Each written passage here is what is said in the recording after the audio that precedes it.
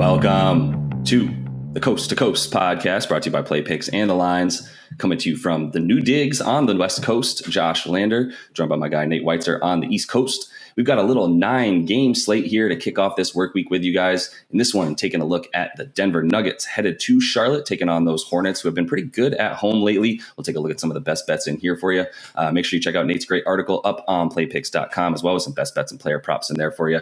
And like and subscribe to that page and check out those other couple videos we have up for you today, including that player props video that will look to continue to stay super hot with you guys on this week. And also check out thelines.com. Make sure you check out that odds checker we have for you. Get the best juice available out there from all of those odds makers. And as always, if you do still need a FanDuel or DraftKings account, head to fdpicks.com or dkpicks.com and find those listings in your area, such as what we've got for tonight. Nate, let's get into it.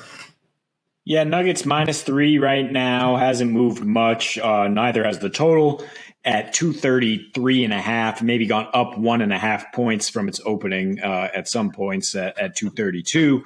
8 other games here on a Monday, but lots of back-to-backs, lots of people going to take a rest, it looks like, as we round the corner. So definitely stay on top of the injury reports, as Josh mentions, from his fancy new apartment. Magic are +9 at the Cavs. The Hawks -8 at the Pacers. Kings +12.5 at Miami. The Kings are resting their 2 best players. So that is one of those examples. Bulls -3.5 at Knicks. Still waiting on injury news there. Celtics are +4 now at Toronto with Tatum expected to maybe take a seat along with Al Horford. Rob Williams has been ruled out. So we'll break that game down for you, see what we still like in that matchup. Warriors are +11 at Memphis because they're resting intend to rest Draymond, Clay, and a couple other guys. The Spurs are -7.5 at the Rockets, and then the Thunder -2 at the Blazers in a game neither team is going to want to win at all. But the Nuggets and Hornets is one of the few games tonight where it seems like everybody's going to play, and both of these teams are going to give their full effort. It's an honest shake here on a Monday, late March Monday.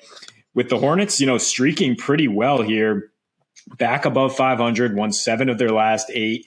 The Nuggets, of course, always fighting to stay out of that play-in tournament, now 1.5 games ahead of the Wolves. And as Josh is monitoring closely, 1 game behind Utah for the 5th seed or the Northwest Division, if you followed him with that bet.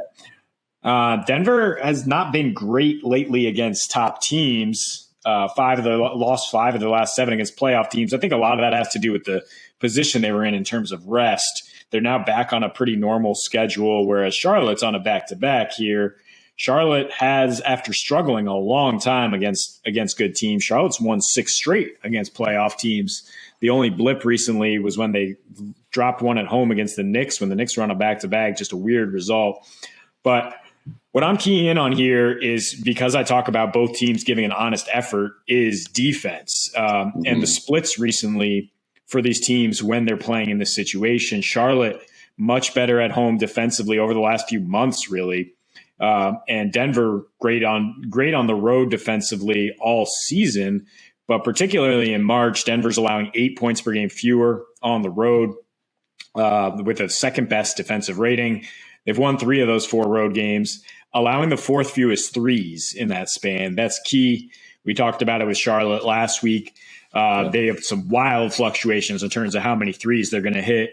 If they hit 23s tonight, you're probably going over this 233 total. There's nothing you can do there, but they haven't really been that hot lately. And in their last 3 home games, they've hit exactly 13. Those have all gone under. Denver is the number 1 3-point defense on the road on the season at 32.8% allowed. And Charlotte at home in March, 5-3, middling offensive rating, pretty bad defensive rating, but slow pace, 22nd in pace, which is strange to see from them, versus they're 4-0 on the road this month with the best offensive rating in the league. So that definitely speaks better to a more controlled game. And where they're most vulnerable defensively is giving up threes, the 4th most. Well, Denver's scoring just 31% of their points off threes over the last few games here. So I don't see either team, lighting it up in this situation, which you're going to need somebody to get to around 120 here for this 233 total. The Hornets, it's notable when they're underdogs, they tend to go under for sure, 28-19 on the season, including 11 of their last 14. So that's the trend I'm following here. As home dogs on a back-to-back here, Charlotte probably focuses a little more on buckling down defensively than we'll see them necessarily light up a Denver team that can guard the three-point line really well.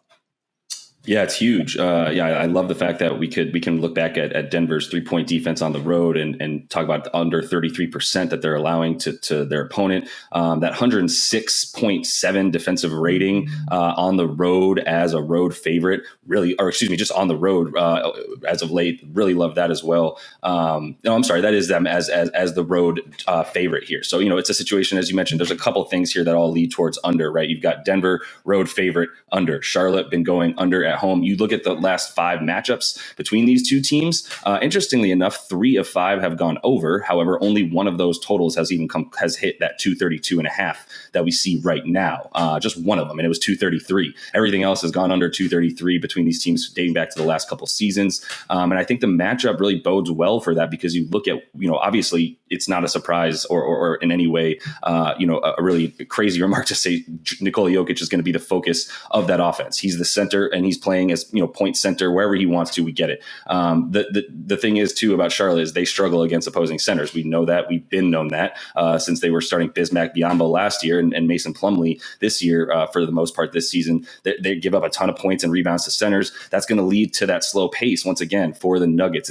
Everything's going to go through Joker. He's going to touch the ball at least a handful of times on every single possession and really keep that pace down as he lumbers up and down the court, getting that defensive rebound percentage for the Nuggets over the last 4 road games as well has been incredible, up in the top 4 there. So that they're going to be cleaning up the glass if Charlotte's not making those threes that we have already established. We think Denver is much more than capable of handling, as they've done so on the road all season. I also think the under the total here in a game where you've got the Hornets as the home underdog. That's where they go 11-17 against the spread against the over on the season. So once again, just a lot more notable defense and lack of offense for Charlotte in this specific type of situation. I know you mentioned we'll talk about Joker in those player props. I would consider that. I'm not too worried about that. I know we'll talk more about that later. I'm not really looking for these player performance doubles necessarily tonight. I just think that this is going to be one of those situations where Joker's going to be as efficient as he has. I mean, he's gone 28 or more in his last 4 road games. And I don't see that stopping anytime soon for him, as this is the stretch where, I do think they want the division. I hope they want the division, because my plus 600 bet would love for them to win that division. But I also think that they want it because I think they do need that home court advantage, specifically if they're going to be taking on Utah at any point in the first or second round, where, depending on where they finish, obviously, as they currently sit 6th in the West and trying to avoid that play-in. The clutch time minutes have also been there for honestly for both teams. To be honest, Charlotte's been pretty good in the clutch in this recent homestand, but Denver just as good, honestly, on the road, despite that one little crappy game against Cleveland. That win right there, it felt like a bad one on a Saturday night to the Cavs, and it was. I mean, it was only a 3-point loss on the road. It was a really tough game. The Cavs played super well, but that was one that was the only sort of fluke in there that I was looking at, in their last 4, 5, 6 road games where you go, that was one that they left it all on the table, and they could have pulled away the win. But other than that, those clutch situations for them have been very, very good, and I would think that would continue tonight against against a Charlotte team that I do think that Denver has that bit of advantage there when it comes to those last 4th quarter minutes. Yeah, and both these teams are playing very slow in the clutch, which is also key for the under here, right? Yeah, I mean, Charlotte playing at an 89 pace during those 6 clutch games with the 3rd worst rebounding rate. That's going to play into what we're talking about with Jokic in terms of putting up numbers. He'll be going up mostly against Mason Plumlee, and I just got to mention, it's not Bismack Biyombo last year. For the most part, they were playing Cody Zeller because Bismack is a little offensively challenged. Cody Zeller now on ice in Portland. But in any case, now Charlotte has Mason Plumlee down low, and that's their option.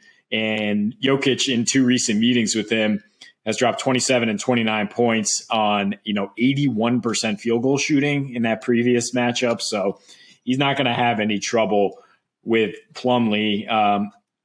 And Yeah, I mean, the Nuggets don't have much trouble with any team that's below 500. Charlotte just climbed above that mark, but Denver 29-7 straight up against those teams.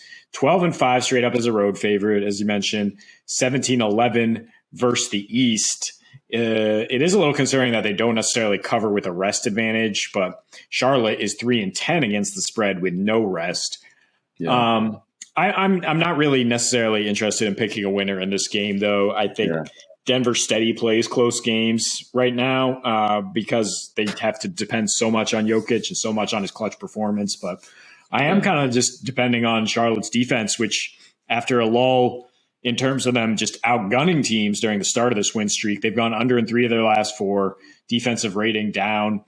Just bounced back and held Kyrie in check to 16 after he, eviscerated them the last meeting, beat the Nets, playing PJ Washington a lot at the 4, kind of sacrificing offense for defense there. And they'll be playing more Plumlee to, again, try to give his old teammates some trouble. But I think that all kind of adds up to, as long as they can't hit a bunch of threes, this is not going over, that the pace is not there for Charlotte at home. And therefore, I think, you feel pretty good about an under 233 or higher. Yeah, for sure. And last thing I would mention, and I know we're talking about a lack of points here, but we've got to at least start calling out LaMelo again. I think he's on a tear as of late. That kind of feels like a bit of a corner turn, perhaps, just from the standpoint that, everything for him has been so much more consistent over the last 6 games or so. We're talking about him, at 24 points a game, shooting 50% from 3 in that time frame, 48% from the field overall, and obviously throwing in those 7 assists and 6 boards.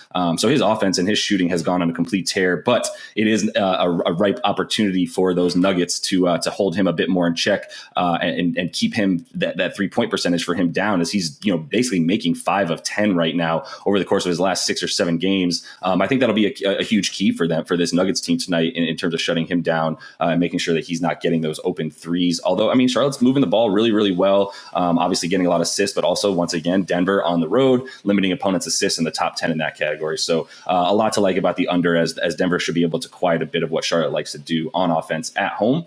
And that is all the time we have for you in this one. Make sure you like and subscribe to that page, as we got a couple other videos up for you on this 9-game NBA slate. And until we see you next, happy betting.